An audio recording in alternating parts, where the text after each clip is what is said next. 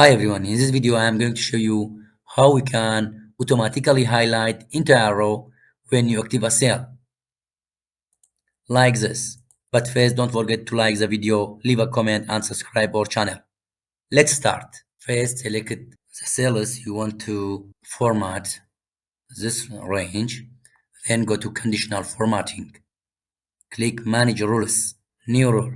Select Use a formula to determine which cell to format. Insert formula here.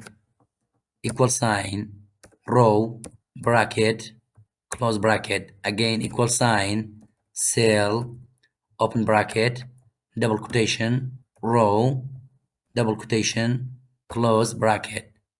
From here, format, select the fill color.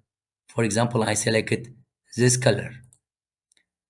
OK, OK, apply, close.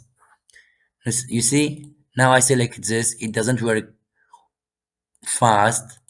Sometimes it doesn't work fast. So to solve this error, select the sheet and right click, view code.